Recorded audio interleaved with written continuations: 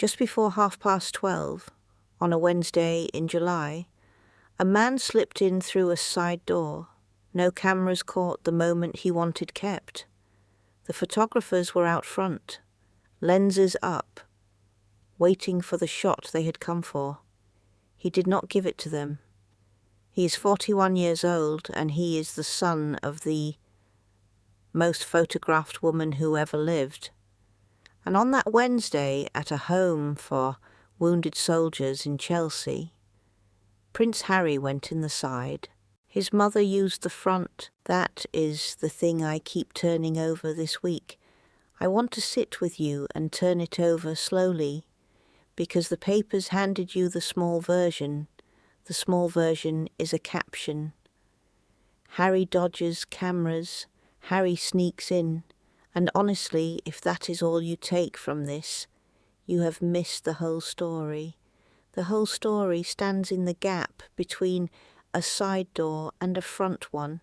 Let me set the scene the way it actually happened, because the real thing is stranger than any caption. The Royal Hospital. Chelsea is not a hospital the way you picture one. It is a home for old soldiers, founded more than 300 years ago. Veterans in scarlet coats live out their last chapter there with a little dignity. And on the 8th of July, according to the reporting, he arrived shortly before 12:30. He came in through a side entrance, out of the sight line of the press pack at the main gate.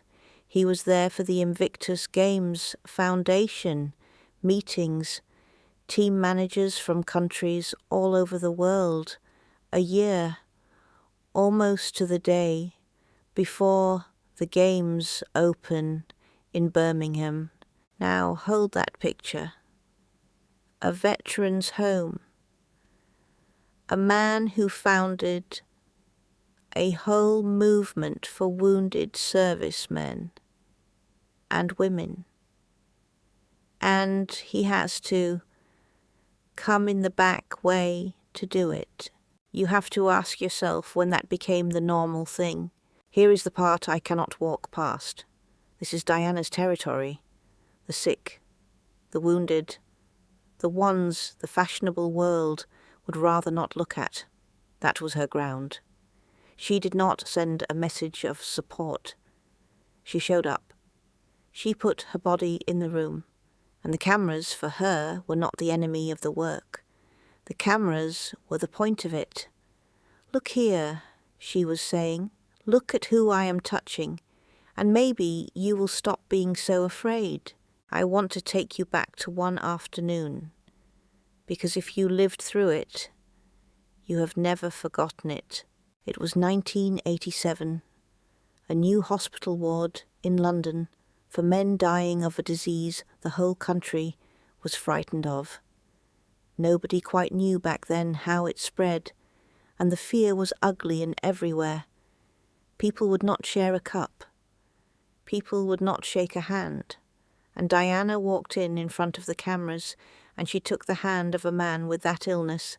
No glove, no barrier, bare skin, in full view, on purpose.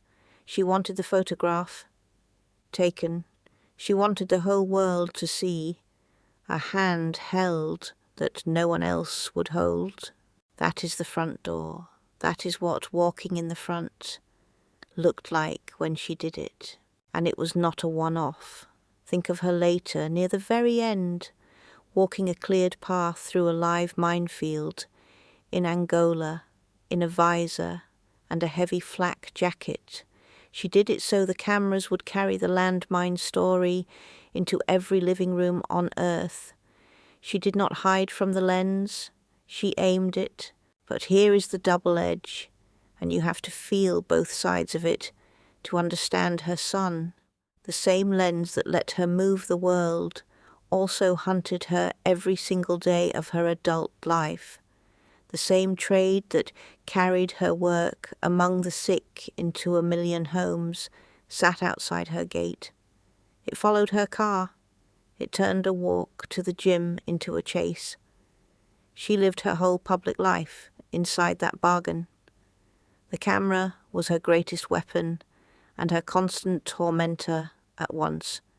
She even went on television herself in that famous interview in 1995. She told the country there had been 3 people in her marriage. When they cornered her, she opened the door wider. I cannot tell you what was in her son's head as he came in the side of that building 39 years later, but I can tell you what it looks like from where I sit. I will mark it plainly as my reading, not as a fact. It looks like the same cause and the exact opposite method. She invited the lens in, he shuts it out. And the reason for the difference is the wound this whole story keeps circling back to. Because here is what the cameras did to her in the end. 1997, Paris. A car moving too fast through a tunnel. And behind it, the chase. She did not come home.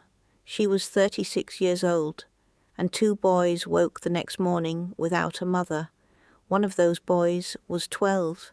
He walked in public behind her coffin while the world watched, and he was not allowed to let his face break. He is the one who came in the side door this week.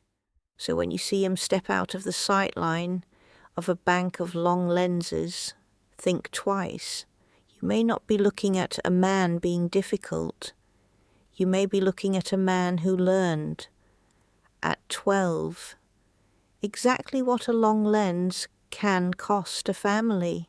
Make of that timing what you will, but hold it, because it is the key to everything that comes next. So let us talk about what he has actually built. This is where the story stops being only sad. It starts being something much harder to dismiss. Harry served. That part is real, and it is on the record. 2 tours in Afghanistan, a working soldier's job, flying an Apache, not a ceremonial post. In the army he was treated as one of the lads, not as a prince. It was the closest thing to an ordinary life he ever had. And when he came home, he did the thing that mattered more than any medal. He looked at the men and women who came back, broken, missing limbs, missing the pieces you cannot see from the outside, and he built them a stage. He called it Invictus. It is a Latin word. It means unconquered. It comes from an old poem about a man beaten down by everything life can throw at him. That is the whole idea in a single word. A games for the wounded, where the point is not pity, it is competition. A man with no legs can cross a finish line to a roaring stadium. For one afternoon he is an athlete, instead of a casualty. Ask any of the competitors what it gave them. They will not talk about the prince. They will talk about the morning they stopped being a patient. That is the thing he made, not a charity gala, a finish line. And the scale of it is easy to miss from the outside. Thousands of wounded veterans from more than 20 nations have come through those games since he started them.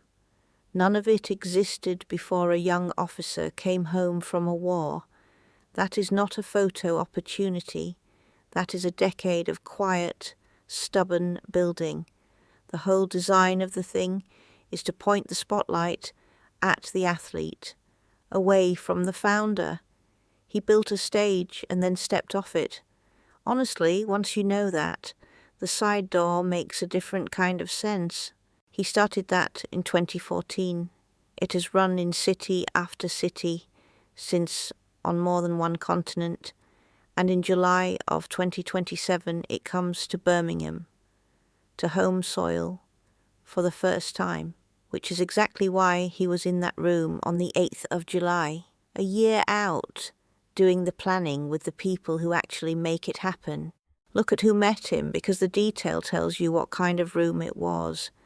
He was received by David Richmond, a trustee of the Invictus movement, and the man who runs the Royal Hospital Chelsea itself. and by Josh Boggy, a former serviceman who lost 3 limbs and went on to compete at the Invictus Games. These are not palace courtiers in tailcoats. These are soldiers and the people who serve soldiers. The unglamorous middle work, the part with no ceremony and no crowd. Now here is the thing, nobody made him do this. He does not have to. He stepped back from royal duties in 2020. He lives thousands of miles away now, in California.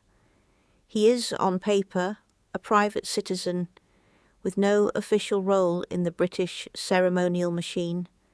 He could let the whole thing run without him, and no rule would be broken. And yet a year before Birmingham, he is on a plane in a room, in a veteran's home, doing the quiet part, the work that has no red carpet, and if he can help it, no photographs either.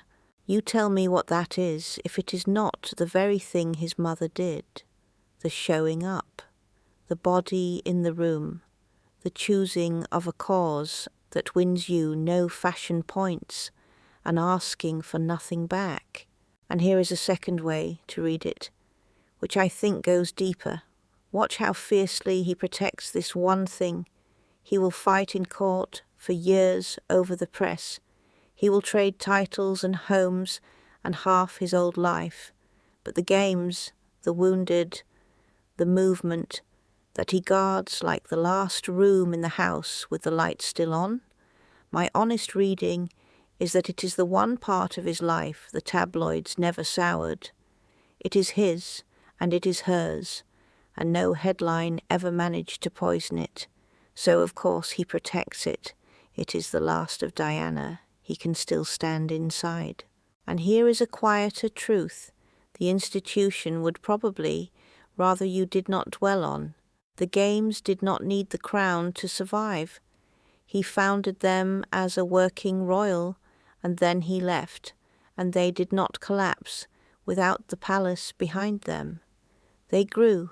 They kept moving from city to city. It stands on its own. And a thing that stands on its own is a thing nobody can take from you by closing a door or withdrawing a title. I will say plainly, this is my reading, not something I can prove. But watch what he keeps across everything he has lost. The working title, the security detail. This same week, a courtroom. The one thing he has not let anyone take is the work.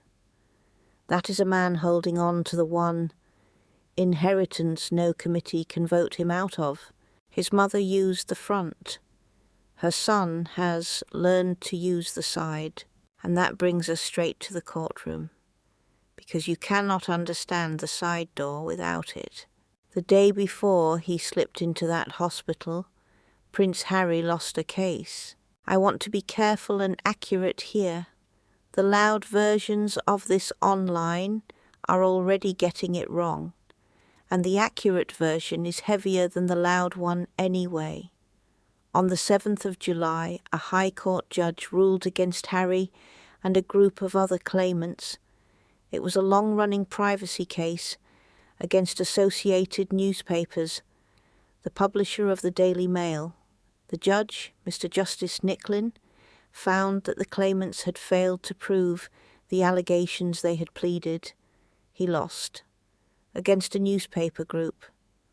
On the very question of the press and privacy, sit with the shape of that for one moment.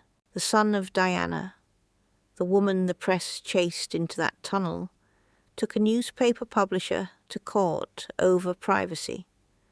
The court did not find in his favour, and the very next morning he got up and went to do a day of quiet good work for wounded soldiers. He came in the side door, precisely so the press could not photograph him doing it. I'm not going to relitigate the case. The point is the human sequence of it.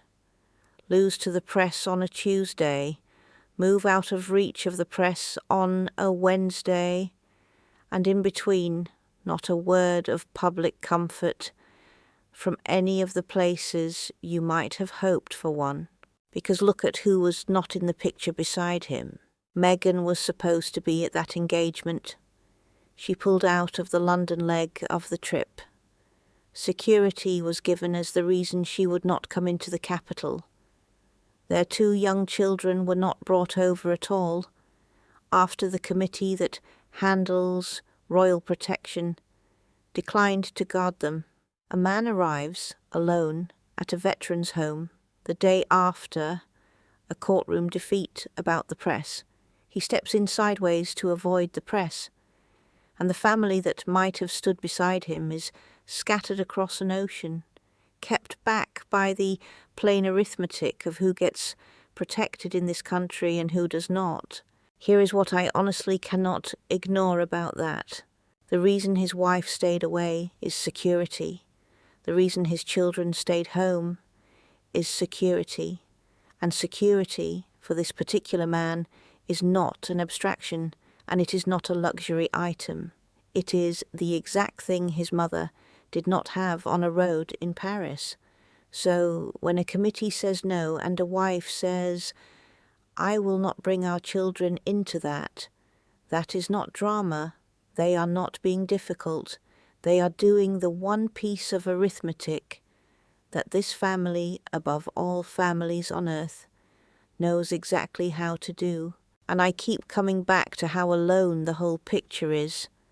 Not a working royal beside him at that door, not his wife, not his children, kept an ocean away by the security question, just a man, a side entrance, and a room of soldiers waiting inside. There is a loneliness in that image the captions did not catch. He came home to the country of his birth to do something genuinely good.